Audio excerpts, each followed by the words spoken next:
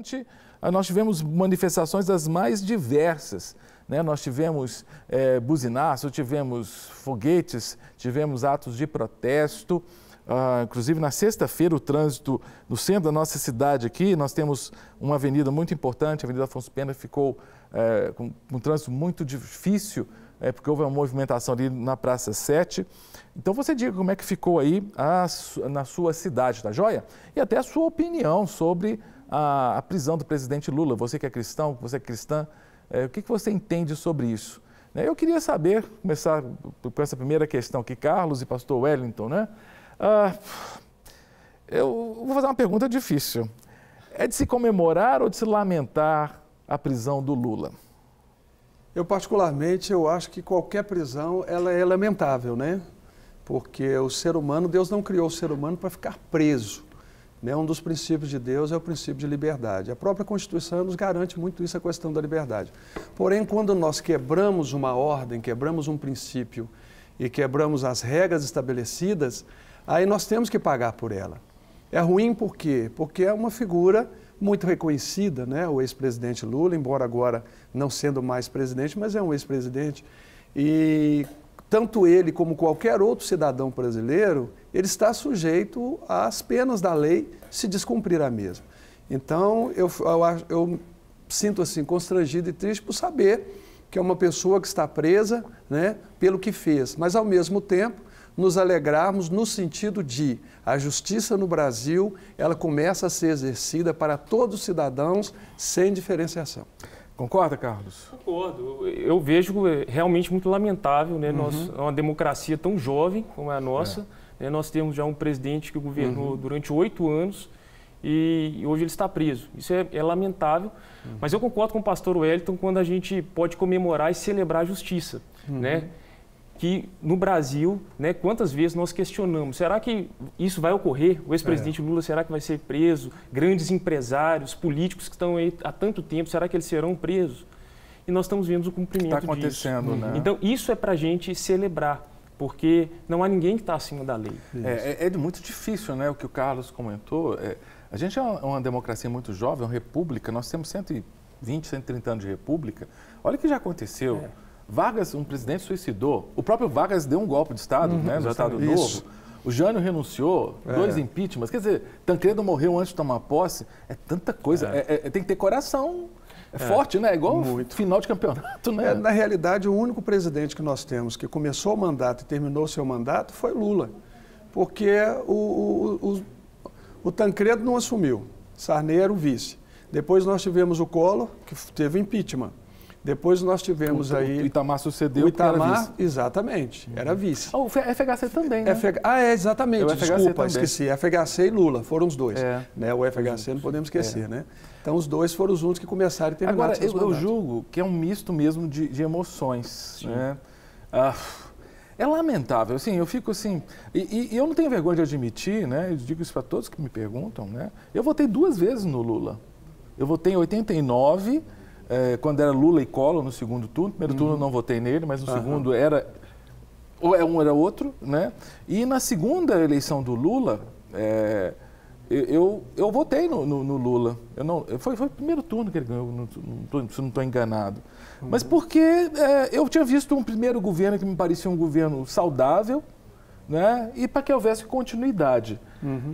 Havia sim aquele problema, o mensalão e tudo, mas ainda não tinha sido tudo sido colocado às claras. Mas as coisas começaram a aparecer do mensalão. E depois veio o Petrolão, veio o Lava Jato. Aí eu falei, não, peraí. O fato de eu ter votado... Porque tem um pouco disso, né, Carlos? Assim, a política no nosso país, ela vira religião para algumas pessoas. A minha relação era uma relação política. Eu entendi de uma plataforma e de uma ação. Quando eu vi que ele tá fazendo, que o que ele tinha feito tinha sido fruto de corrupção, eu falei, desculpa, não voto mais, né?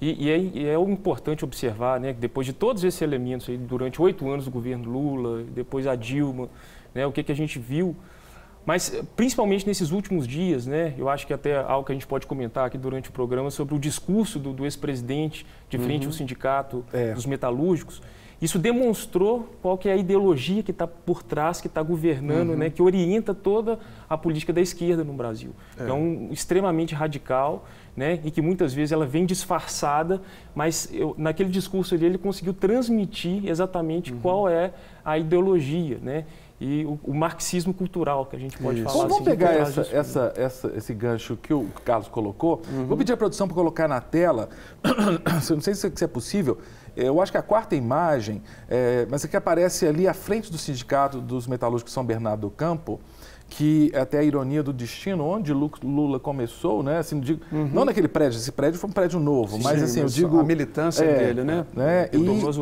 E a manifestação, realmente o que o Carlos colocou, tá vendo? Aí ele nos braços do povo, tem até uma imagem, eu acho que a imagem anterior, se a produção conseguir colocar, na frente do sindicato, a agressividade não é isso, Carlos? Acho que é por aí que você está dizendo, né? Isso. O discurso dele, da agressividade da militância, né? O discurso dele, né, inclusive alguns pontos, ele defendeu regular a imprensa, né, como parte ele tá, ali, no caso, a violência, a truculência da militância foi tal que quando Lula decidiu se entregar, ele não conseguiu. Ele não conseguiu, a militância não deixou.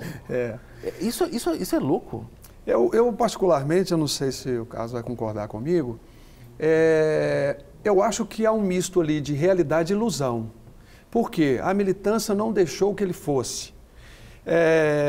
Há algo na fala do ex-presidente, quando ele estava ali falando dando as suas considerações, né, que ele subiu depois da missa e tudo, ele falou algumas coisas muito interessantes, que ele fala que, basicamente isso, Lula não é mais simplesmente uma pessoa, Lula agora se tornou uma ideia, todo mundo é Lula. É um mito. Fala assim, eu sou Lula, quando você estiver invadindo, você é Lula e tal. Então, peraí, isso não existe, ele se coloca no lugar de Deus. Exato. Eu respeito como um ex-presidente da República, mas ninguém está acima da lei e muito menos acima de Deus. Concordo.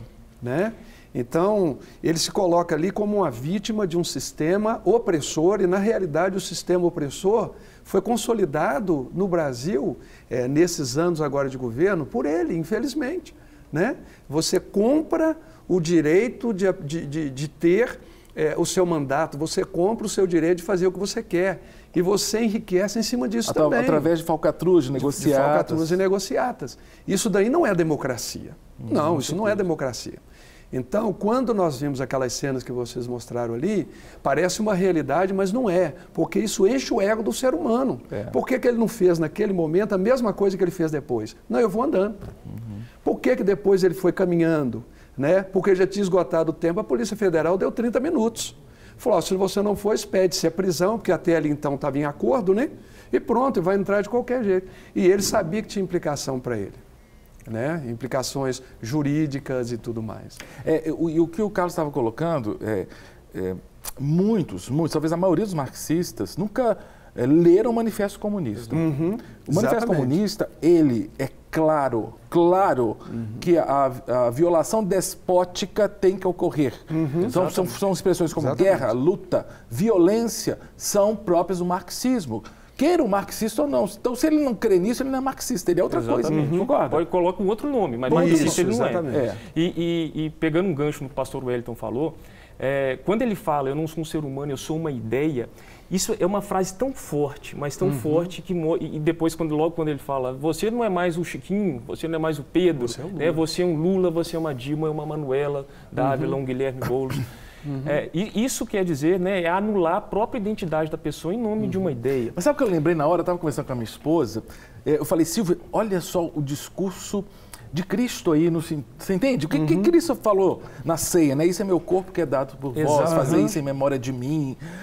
Ele fez isso, gente, ele não é bobo. O discurso foi nessa linha. Mas é muito sério. E ele demonstra, como o pastor Wellington colocou também, como uma religião. Né? Aquilo ali, eu sou o profeta, eu sou aquele que mas emana ele já se comparou a Cristo. Poder. Em outras situações, ele se compara a Cristo. Sim. E agora, quando a gente fala do socialismo, o socialismo ele busca, né, todas as pessoas são iguais, anular a individualidade do ser humano. E o que ele busca fazer é exatamente isso, né? Você não é você mesmo, você representa uma ideologia. Isso é muito sério, porque isso é totalmente antibíblico, né? Deus criou o ser humano, cada um com a sua individualidade, com seus dons, seus talentos, Deus chamou pelo nome, né? E da mesma forma que nós somos indivíduos, né, dotados, que Deus cuidou separadamente, nos criou separadamente, mas também existe a aliança do corpo, que é diferente disso que ele propôs, você se anular em nome de uma ideologia. Então, o que ficou claro ali foi exatamente a exposição do socialismo, né, do projeto que o Lula tem, de regular a imprensa. Quando ele fala, né, de regular a imprensa, eu acho que a nossa imprensa até explorou muito pouco esse discurso, que é extremamente sério, né, um ex-presidente falar que vai regular a imprensa, porque a imprensa está mostrando muitos fatos daquilo que realmente aconteceu. E se ele está regulando a imprensa, por que não regular a igreja? Por que não entrar dentro dos templos e começar a falar assim, vocês estão pregando algo que é o cristianismo, que vai contra o marxismo, e começar a querer regular. E o interessante, isso é extremamente sério. Desculpa, pastor Cássio. Isso aí aconteceu na Bolívia, porque esse movimento não é movimento de Brasil. Exatamente. Esse é o movimento de Brasil, Argentina, Bolívia, Fora de São Paulo, Venezuela. Aí nós temos, por exemplo, a Venezuela que está quebrada. Por quê? Porque uma ideia de um chamado bolivariano, né? Um sistema de mudança bolivariano, e que o Brasil entra e uma das áreas que eles mais querem afetar é a fé das pessoas. Né? Porque o marxismo ele é contra isso. Ele ateu na isso aí é o ópio do povo, isso detona o povo. Então o que eles estão fazendo? Exatamente o contrário. Na Bolívia, o que colocaram lá? A proibição de se pregar o evangelho caiu.